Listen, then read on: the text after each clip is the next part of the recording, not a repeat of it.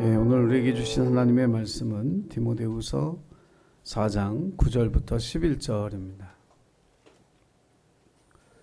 신약 성경 345쪽 디모데서 4장 9절부터 11절 읽겠습니다. 시작. 너는 어서 속히 내게로 오라. 데마는 이 세상을 사랑하여 나를 버리고 데살로니가로 갔고, 그레스게는 갈라디아로, 디도는 달마디아로 갔고, 누가만 나와 함께 있느니라. 내가 올 때에 마가를 데리고 오라. 그가 나의 일에 유익하니라. 아멘. 하나님의 동역자에 대해서 8월에 설교를 하고 있습니다.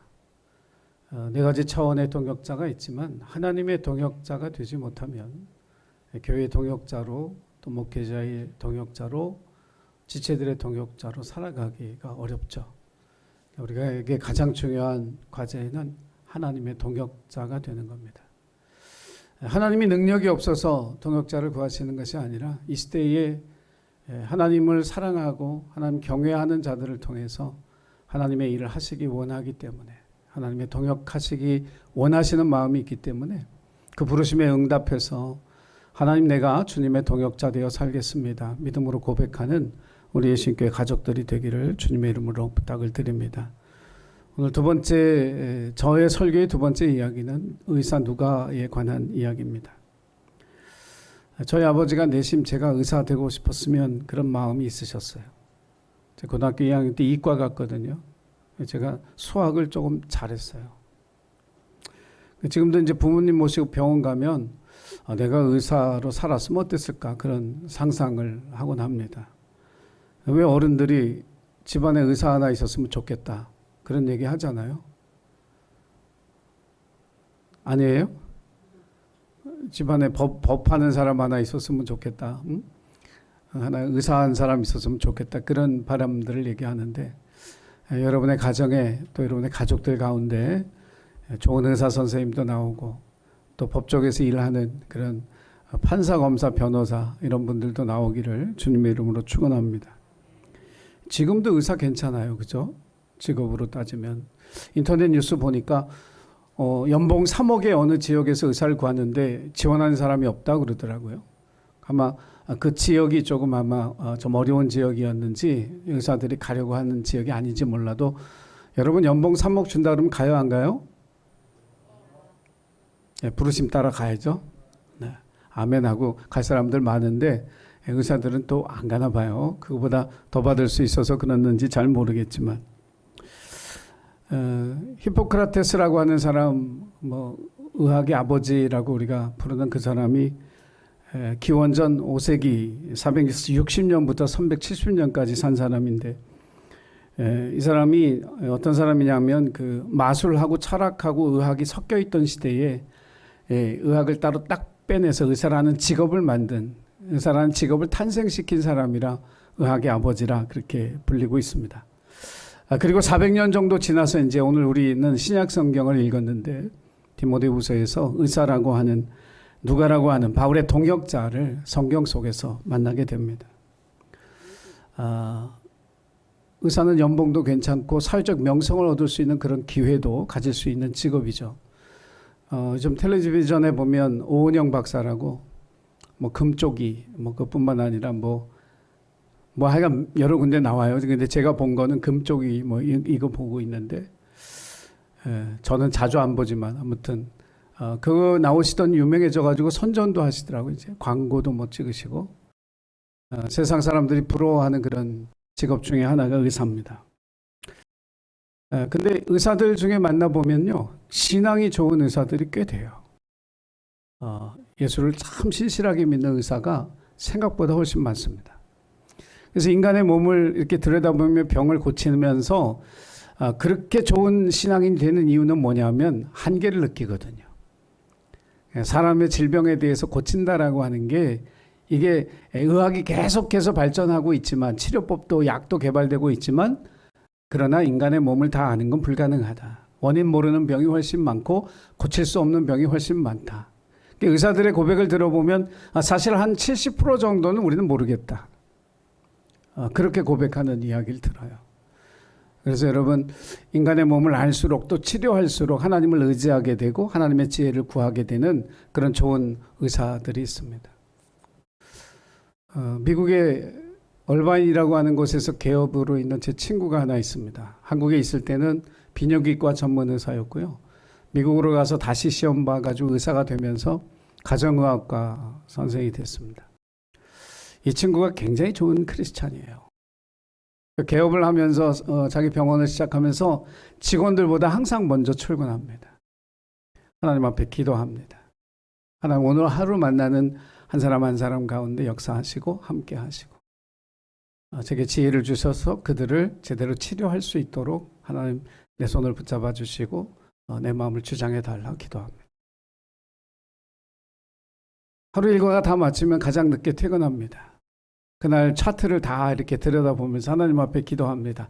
혹시라도 내가 잘못 진단하고 잘못 치료한 일이 있다면 하나님 깨닫게 하셔서 그것을 고치게 하시고 하나님께서 그들을 치료해 주시기 원합니다. 혹시 미국 캘리포니아 LA 지역에 가실 일이 있으면, 그래서 아프시면 저한테 연락을 하세요. 그럼 제가 소개해드리면 아마 제 이름을 딱 대는 순간 치료비를 반을 깎아주든지 공짜로 해줄지도 몰라요. 여러분, 좋은 의사가 있다라고 하는 게 참 우리 사회에도 이런 좋은 의사들이 많이 필요하고, 기도하는 의사, 하나님의 지혜와 능력을 의지하는 그런 의사들이 많이 나와야 됩니다. 2000년 전에 의사는 대단했을 것 같아요. 지금도 의사가 그런 괜찮은 직업이라면 2000년 전에 의사는 정말 희소성이 대단한 거죠.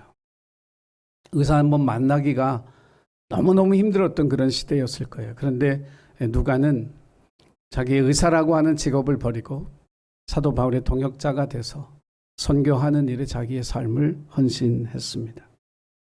그래서 오늘 우리는 의사라고 하는 이 누가를 통해서 하나님의 동역자, 또 교회의 동역자, 목회자의 동역자, 그리고 지체들의 동역자가 되어지는 그런 동역자에 대해서 함께 묵상하면서 은혜와 또 하나님의 깨우침을 얻는 그런 귀한 시간이 되기를 주의 이름으로 축원합니다. 자, 하나님의 동역자 누가 어떤 사람이었느냐? 세상보다 하나님을 더 사랑한 사람, 자기 자신보다 하나님을 더 사랑한 사람. 쉽지 않은 일입니다. 사람이라고 하는 존재 자체가 자기애가 있죠. 자기를 사랑하게 되어 있습니다. 자기의 가족을 사랑하게 되어 있습니다. 자기가 아끼고 소중히 여기는 사람들을 사랑하게 되어 있고 집착하고 애착을 가진 것들이 세상에 있습니다. 예수 믿고 살아가는 삶에서 하나님을 사랑한다라고 하는 건 결코 쉬운 일이 아닙니다. 하나님께 우선순위를 두고 하나님께 마음을 드리고 하나님께 시간을 드리고 하나님께 물질을 드리고 하나님의 뜻에 따라 살려고 하는 순종의 삶을 드리는 거 결코 쉬운 일이 아니죠.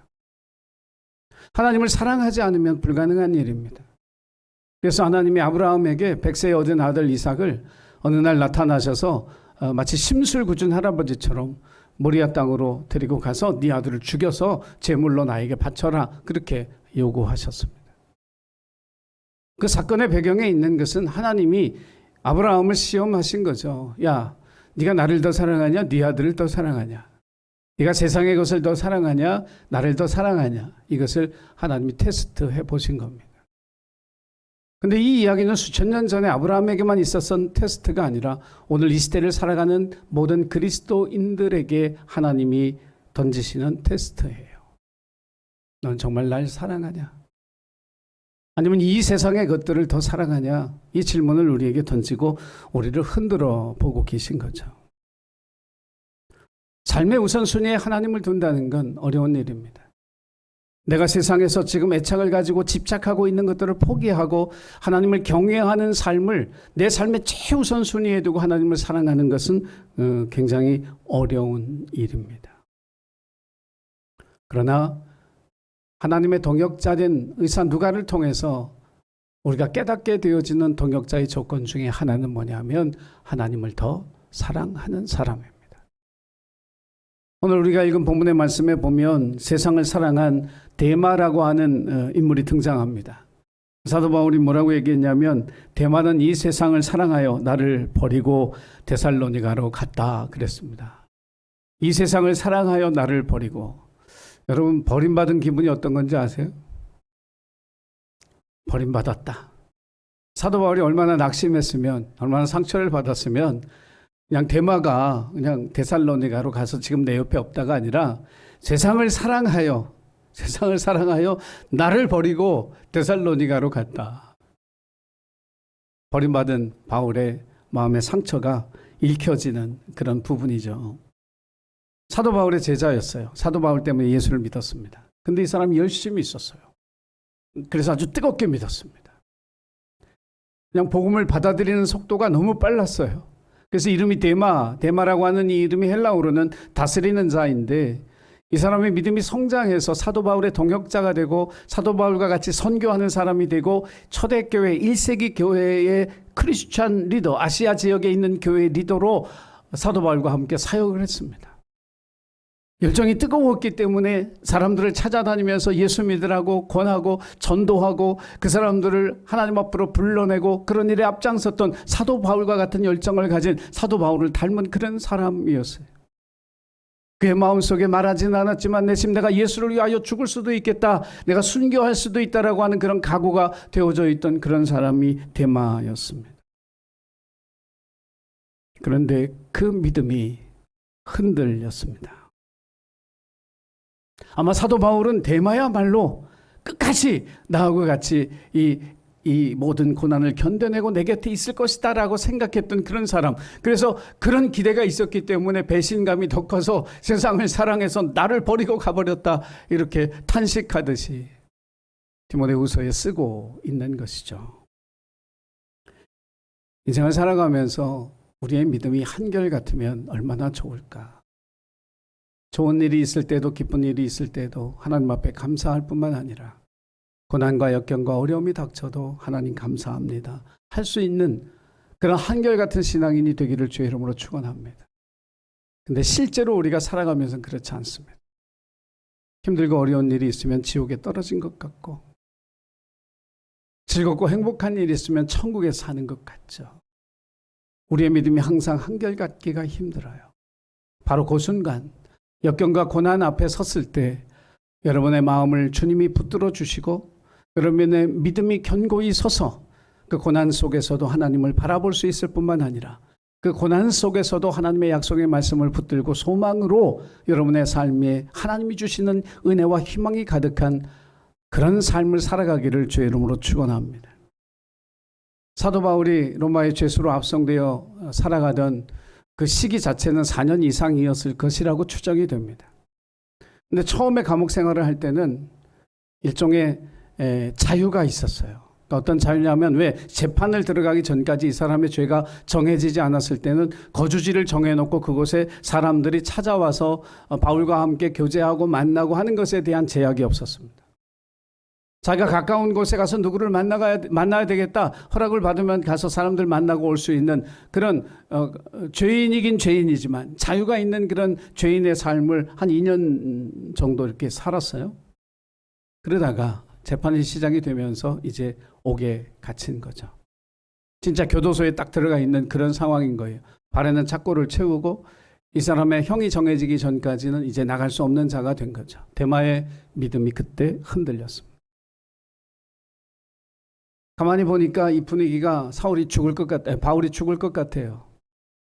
목이 잘려서 죽겠구나, 이 생각이 들었습니다.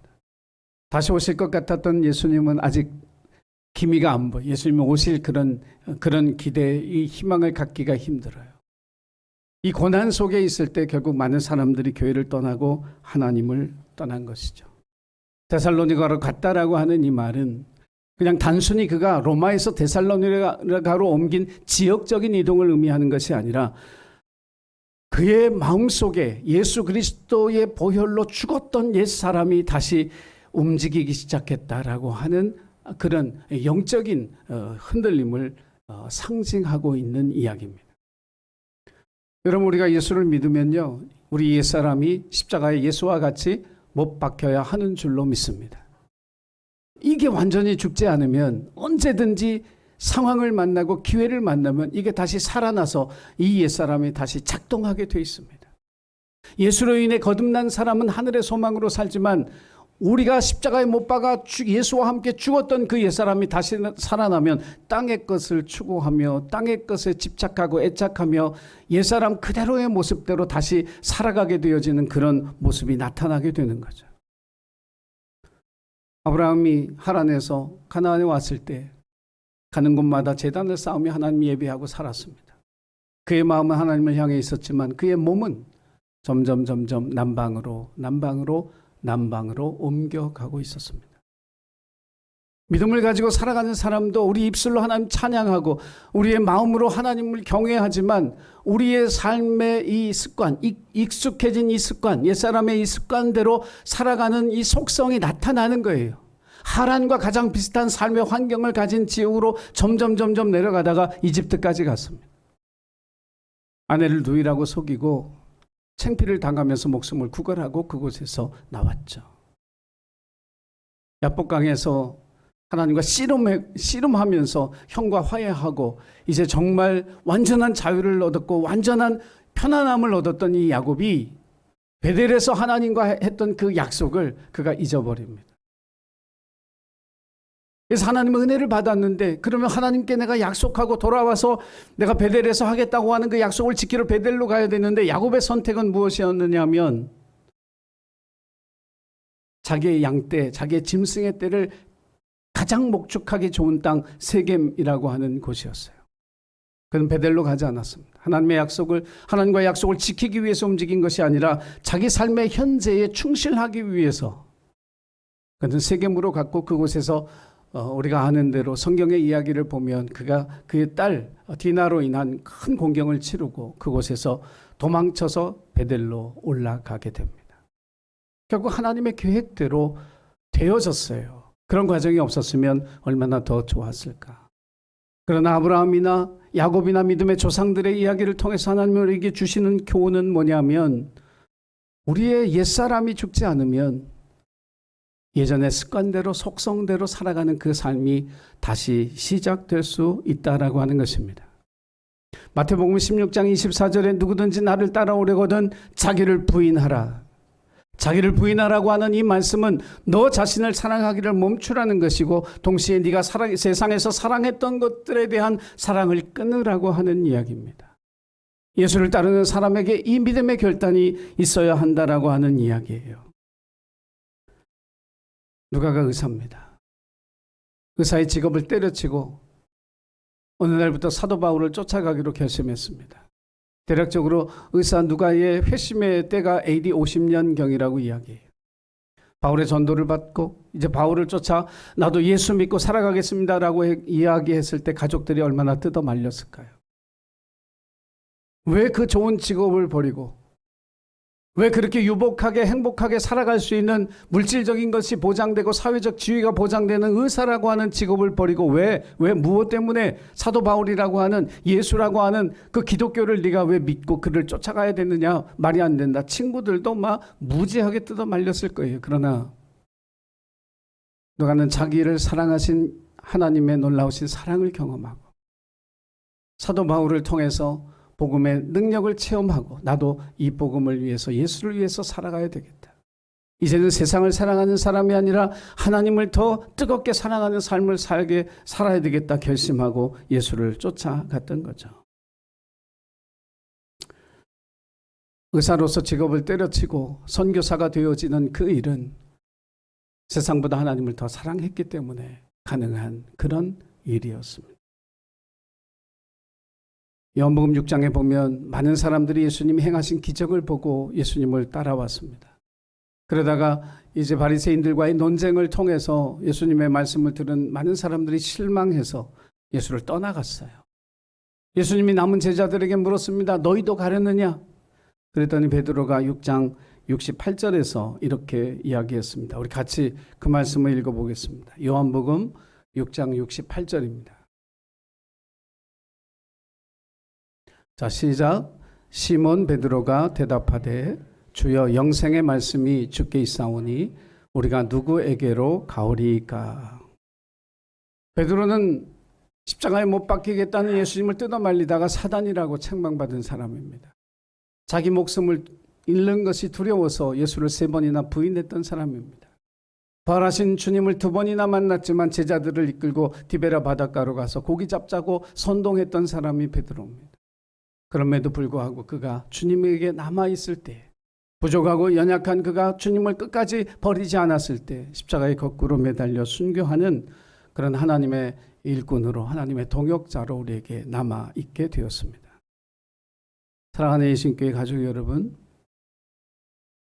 우리는 속성상 이 세상을 더 사랑하게 돼 있죠. 이 세상의 것들을 더 애착을 가지고 집착하게 되어져 있습니다. 그러나 분명한 것은 우리가 하나님의 동역자로 살기 위해 세상보다 하나님을 더 사랑하는 주님의 사람이 되어져서 누가와 같은 좋은 동역자가 되기를 주님의 이름으로 부탁을 드립니다. 하나님의 동역자로서의 누가를 생각하면서 생각한 두 번째 메시지는 고난을 함께 견디는 사람입니다. 비서처럼 일하라라고 하는 책이 있습니다. 어떤 사람을 대하든지 사장님을 섬기는 비서처럼 그렇게 대하라고 하는 거죠. 비서는 우리가 그 역할을 사장님의 스케줄을 관리해주고 혹시 사장님이 놓친 것들을 챙겨주는 그런 역할을 하는 것을 비서라고 합니다. 사장님의 뜻에 맞장구 쳐주고 그 마음을 이렇게 북돋아주고 격려하는 그런 역할, 이런 것들을 비서가 하는 거죠. 그래서 그 책에서 하고 싶은 이야기는 뭐냐면 비서처럼 대하라고 하는데 가족들 안에 그렇게 대하라는 거예요. 남편이 아내를, 아내가 남편을, 부모가 자녀를, 자녀가 부모를. 그러면 그 가정에 화목함이 있을 것이다라고 하는 그런 이야기를 합니다. 우리가 인생을 살아가면서 사람들은 항상 좋고 행복한 일이 있으면 서로에게 너그러워지죠. 서로에게 마음을 열고 자기 것을 주려고 하지만 어렵고 힘들 때는 마음을 닫습니다. 심한 말도 나가고, 우리의 마음에 있는 것들을 이렇게 서로 나누는 그런 일들이 단절이 되어지는 거예요. 그래서 비서처럼 대하라는 거예요. 비서가 돼서 내 남편, 내 아내, 내 자식들, 내 부모님을 그렇게 섬기라는 거예요. 그러면 화목한 그런 가정이 이루어질 것이다 라고 그 책에 이야기합니다. 김영석 박사님이 올해 103살이라고 그러더라고요. 근데 건강하시고 아직도 정신이 얼마나 온전하신지, 또 어떤 그 삶의 통찰력을 통해서 사람들에게 지식과 교훈을 주는 그런 역할을 지금도 하고 계신데, 장수하는 비결을 뭐라고 이분이 얘기했냐면, 나는 어떤 사람을 만나든지 어떻게 하면 그 사람을 행복하게 해줄까, 이걸 생각한다는 거예요. 이것이 내가 장수하고 건강한 비결이다, 그렇게 이야기합니다. 사람이란 존재가 그렇게 살면 너무 좋겠어요. 내가 만나는 이 사람을 어떻게 하면 행복하게 해줄까, 내 아내를, 내 남편을, 내 가족뿐만 아니라 내 직장의 동료나 이웃들을 향해서 이 사람을 행복해 하게 해주려면 어떻게 살까, 이 고민을 하고 산다면 정말 행복한 삶을 나뿐만 아니라 모든 사람이 살아갈 수 있을 것 같고, 이 세상에 아무도 이 일을 안 하기 때문에 교회와 성도들이 이 일을 했으면 좋겠어요. 여러분이 그런 본을 보였으면 좋겠다 하는 그런 권면의 말씀을 드립니다. 진짜 좋은 동역자 어떤 사람이냐? 고난을 함께 견뎌주는 사람입니다. 가족이 왜 소중해요? 고난을 함께 견뎌주기 때문이죠. 즐겁고 행복한 때는 많은 사람들이 곁에 있지만, 그러나 고난의 때는 그 많은 사람들이 언제 있었냐는 듯이 떠나가는 때가 고난의 때입니다. 고린도후서 1장 8절 9절에서 바울이 자기가 당한 고난을 우리에게 소개합니다. 우리 말씀을 한번 같이 읽어보겠습니다. 시작. 형제들아, 우리가 아시아에서 당한 환난을 너희가 모르기를 원하지 아니하노니, 힘에 겹도록 심한 고난을 당하여 살 소망까지 끊어지고 우리는 우리 자신이 사형 선고를 받은 줄 알았노라. 자, 살 소망이 끊어지고 사형 선고를 받은 줄 알았다. 여러분, 그런 절망 우리의 인생 가운데 여러분 일어나지 않기를 주의 이름으로 축원합니다. 하지만 그런 일이 일어난다 해도 우리는 그 고난 속에서 하나님이 우리에게 무엇을 말씀하시고자 하는지, 무엇을 깨닫게 하시려고 하는지에 대해서 저와 여러분이 깨닫는 그런 은혜가 있기를 주님의 이름으로 간절히 축원합니다. 그 패트릭 M 모레이라고 하는 그 작가이면서 사업가가 7가지 계절이라고 하는 책 속에서 자기 딸 부부의 이야기를 소개합니다. 팀과 조이스라고 하는 이 부부, 이 딸의 부부가 무엇을 했냐면 그 건축업자하고 주택을 개조하는 사업에 같이 동업을 했습니다. 근데 그 사업하는 그 사람이 사기꾼이었어요. 그래서 집 두 채를 잃어버리는 큰 손해를 입었습니다. 딸이 너무 안 됐으니까 아버지가 찾아가서 위로했어요. 얼마나 힘드냐. 그랬더니 그 딸이 하는 말이, 아니에요 아버지. 그 일 때문에 우리는 결혼 생활에 오히려 힘을 얻었어요. 그 어떤 것과도 이 시간, 지금 고난당하고 있는 이 시간을 바꾸지 않을 거예요. 우리 부부는 지금처럼 이렇게 서로를 친밀하게 느껴본 적이 없어요. 큰 재산을 잃었지만 우리는 성경을 읽기 시작했고 매일 기도하기 시작했고 하나님 앞에 가정에서 예배드리고 있어요. 고난을 통해서 잃은 재산보다 더 큰 것들을 배우고 있답니다. 여러분, 고난 속에서 저는 우리가 이렇게 기도해야 된다고 믿습니다. 하나님이 고난을 통해서 제게 가르쳐 주시기로 작정한 하나님 계획하신 것들을 모두 배우게 해 주십시오. 그것들을 놓치지 않고 다 깨닫고 배워서 다시는 이런 일이 우리의 삶 속에 일어난다, 반복된다 할지라도 하나님을 향한 믿음과 소망을 잃어버리지 않도록 하나님 도와주십시오. 고난은 우리를 더 행복하게 하거나 더 불행하게 하거나 둘 중에 하나의 결과를 가져올 거예요. 고난이 준 유익이 있거나 고난이 아무 유익이 없다고 생각하거나 둘 중에 하나겠죠. 근데 그 선택은 우리에게 달렸다라고 하는 거죠.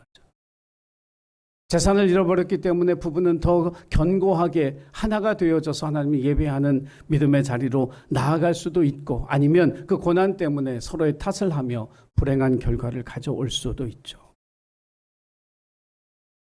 사랑하는 예신교회 가족 여러분, 기쁘고 행복한 일에도 함께 해야 되겠지만 슬픔과 어려움을 당한 그러한 그 고난 가운데 함께하는 그런 좋은 동역자가 되기를 주의 이름으로 간절히 부탁을 드립니다. 고난이 길어지자 바울의 곁을 다 떠났지만 그의 곁에는 마지막까지 남았던, 오늘 우리가 읽은 말씀에 있는 것처럼 누가만 나와 함께 있느니라 하는 이 말씀처럼 누가는 그의 곁을 지켰습니다.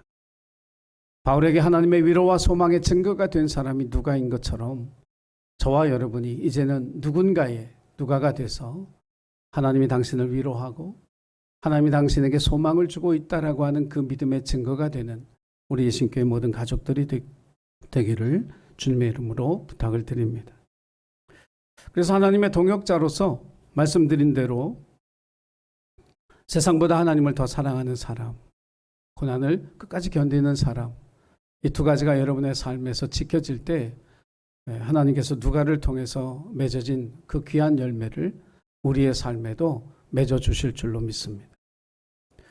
지난 시간에 바나바에 대한 이야기를 하면서 바나바와 바울의 동역을 통해 맺어진 열매가 두 가지라고 말씀을 드렸어요. 하나는 크리스찬이라고 하는 그 정체성, 이제 삶과 믿음이 하나 되어진 그 정체성의 열매를 맺었고, 선교사를 파송하는 선교의 열매가 맺어졌다는 말씀을 드렸습니다. 그렇다면 누가를 통해서 맺어진 열매는 뭘까?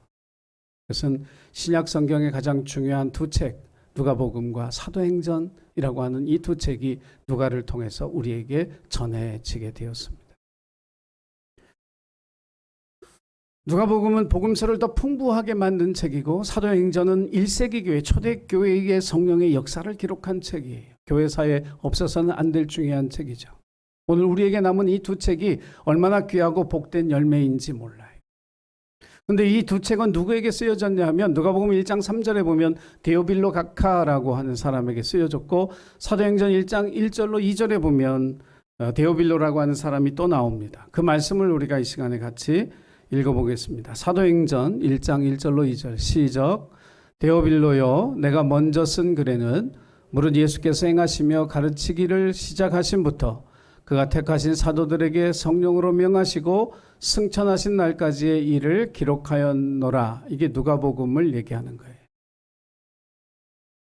의사였기 때문에 이 사람은 가난하고 낮은 신분의 사람들도 만났지만 귀족들도 만날 수 있었죠. 그 귀족들 중에 최고의 귀족, 로마 황실의 황제의 가족들을 만날 수 있는 기회를 얻었습니다. 그래서 누가복음 1장 3절에 보면 데오빌로 각하라고 했어요. 각하. 여러분 각하라는 말 우리나라에서 누구에게 썼어요? 대통령에게 썼던 단어입니다. 엄청나게 높은 고위층을 의미하는 거예요. 로마 황실의 가족에 의사의 신분으로 들어가서 복음을 전하고 그들 가운데 예수 그리스도를 영접하는 사람이 나왔다는 거예요. 근데 이 시대 자체가 기독교를 박해하는 시대이기 때문에 실명을 쓸 수가 없는 거죠. 그럼 잡혀가니까. 그래서 데오빌로라고 하는 말은 데오빌로 각하요, 또 사도행전 1장 2절, 1, 2절에 있는 데오빌로요라고 할 때 데오빌로는 가명입니다. 가짜 이름이에요. 실명을 쓸 수 없어서. 그래서 데오라고 하는 말은 데우스, 하나님이란 뜻이고 빌로라는 말은 필로스, 사랑하는 자, 즉 하나님을 사랑하는 사람입니다. 그래서 그 가명을 쓴 거예요. 누가는 로마 황실의 복음을 전하면서 기도했습니다. 하나님, 이 로마 제국의 황제들이, 황실의 가족들이 예수를 영접하기를 원합니다. 지금은 기독교를 핍박하고 있는 이 나라가 기독교를 인정하고 기독교 복음을 전하는 일에 쓰임받는 나라가 되기를 원합니다. 그렇게 기도하면서 그들에게 복음을 전했고 그 기도가 열매가 돼서 AD 313년에 콘스탄티누스 대제가 기독교를 로마의 국교로 공인하고 교회를 핍박하며 뺏었던 재산을 다 돌려주는 그런 역사가 일어나게 됩니다. 누가의 헌신과 수고를 통해서 하나님의 교회는 마음껏 복음을 전하는 그런 교회로 하나님 앞에 세워지게 되었던 거죠.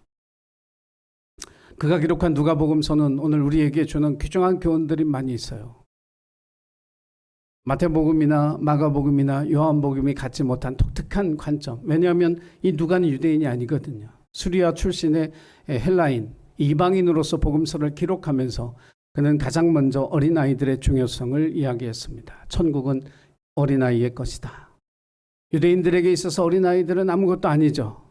그러나 이 누가는 어린아이가 천국의 주인이라고 얘기하면서 어린아이들의 소중함, 다음 세대의 하나님의 백성들에 대한 기대를 담는 복음서를 썼어요. 유대인들이 여인들을 굉장히 무시하죠. 남자에 속한 부수적인 재산 정도로 취급했음에도 불구하고 누가복음에 오면 이 여인들이 역사의 주인공이 되고 교회 사역의 주인공이 되고 성경의 스토리의 주인공으로 등장하면서 여성들을 교회 사역의 전면에 내세우고 여성의 리더십을 세워주는 복음서를 썼습니다.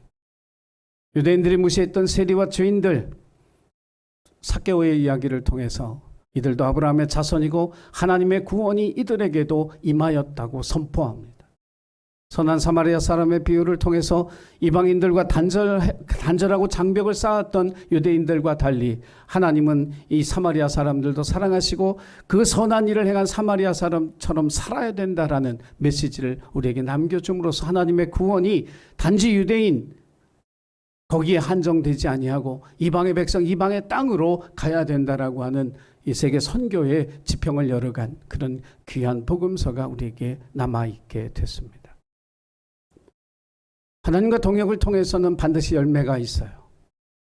바나바를 통해서 하나님 열매를 맺은 것처럼 오늘 누가를 통해서 이렇게 귀한 열매가 맺은 것처럼 여러분이 하나님의 동역자가 되어 살면 여러분의 삶에 여러분이 상상도 하지 못하는 놀라운 열매가 하나님의 은혜로 맺어지는 것을 여러분 기억하시고 열매가 없다면 자기의 동역을 다시 한번 돌이켜보면서 내 삶 속에 하나님과 동역함으로 맺어지는 복된 열매를 여러분이 누리며 그것을 맛보며 살아가는 하나님의 일꾼들이 되시기를 주님의 이름으로 간절히 축원합니다. 기도하겠습니다. 사랑의 주님, 주님의 동역자로 살아가기를 원하는 우리 모두가 이 세상보다 하나님을 더 사랑하는 누가와 같은 신실한 동역자가 되기를 원합니다.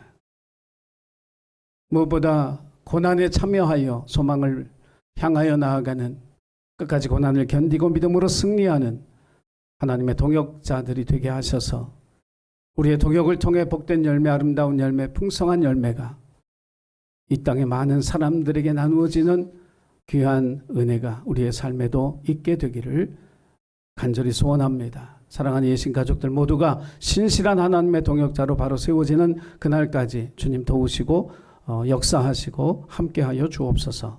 예수님의 이름으로 기도드리옵나이다. 아멘.